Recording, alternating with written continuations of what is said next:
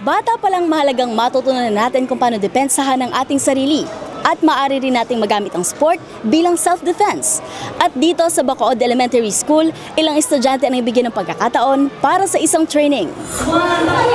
Sa 4 na dingding ng silid na ito sa Bacood Elementary School sa Santa Mesa, Manila, hindi simpleng laro ang dahilan sa mga nakalatag na rubber mats, kundi ang pagkatuto ng mga bata kung paano protektahan ang kanilang sarili. Nitong nagdaang Biyernes, November 7, 30 estudyante mula sa middle school ang sumali sa Introduction to Basic Self-Defense Training, isang programa na ginamit ang sports na mixed martial arts bilang makabuluhang aral ng awareness, kumpiyansa sa sarili at disiplina. Ang naturang training ay ilinunsad ng DZRH Operation Tulong sa kooperasyon ng Station 8 Advisory Group at Santa Mesa Police Station 8. Pinangunahan nito ng MMA fighter na si Suni Imhotep at ni Brazilian Jiu-Jitsu athlete at DZRH Operation Tulong Executive Director Missy Makuha Elizade.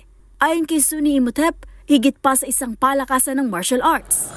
Self-defense obviously has to do with martial arts, so just trying to make sure that we're teaching them self-defense from the frame of you only use this if you absolutely need to. Ibinahagi rin ito na nagsimula siyang mag-ensayo sa murang edad, hindi upang makipaglaban, kundi upang maging handa.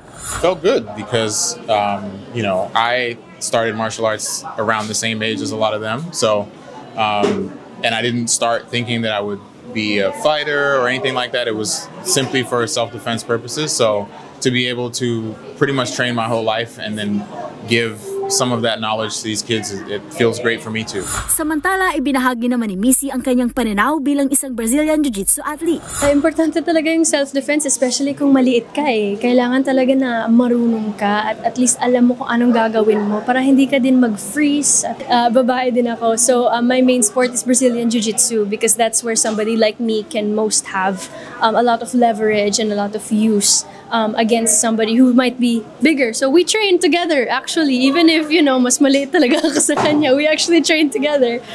So that's where my sport comes into play. And I actually started it not for self-defense reasons, but my friend told me lang na baka mag-enjoy ako dyan. So at totoo naman, nag-enjoy talaga ako at dun talaga dumating na yung pagka-self-defense portion. So ngayon sa pamamagitan ng programang tulad nito, nakikita niya ang pagkakataon na ibalik sa mga kabataan ang kanyang passion. Iginiit nito na kahit ang pinaka-basic na self-defense moves ay malaking dagdag sa kumpiyansang pansarili ng mga bata. Sumang-ayon dito si Mr. Rizaldi L. Mendoza, OIC at Master Teacher ng Bacood Elementary School, na nagsabing nakatutulong ang self-defense sa pagpapatibay ng loob ng mga kabataan. Napakahalaga ang self-defense, hindi lang sa ating mga medyo may edad na, or we call it as our teachers here in our school. Of course, we face many challenges.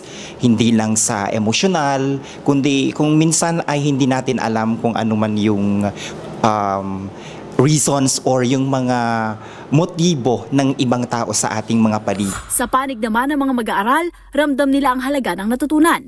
Ayon kay Princess, ang SELG President ng paaralan, ang training ay hindi lamang sa pisikal na lakas, kundi sa pagiging handa. Bilang student po, para sa akin po, mahalaga po yung mga ganong training. Dahil po, kung dumating ka po sa sitwasyon na ganon, parang may idea ka na po kung paano mo po protektahan yung sarili mo. Ibinahagi rin ni Elijah ang kanyang paboritong bahagi ng training. Yung pag-headlock po. Dahil minsan po kasi mga nakikita ko po, mga ganon po yung nagagawa nila at mas madali pong gawin. Nagpasalamat din ng mga mag-aaral kina Kuya Suni at Ate Missy sa pagbabahagi ng oras at kaalaman na hindi lang panglaro, kundi pagliligtas din ng buhay.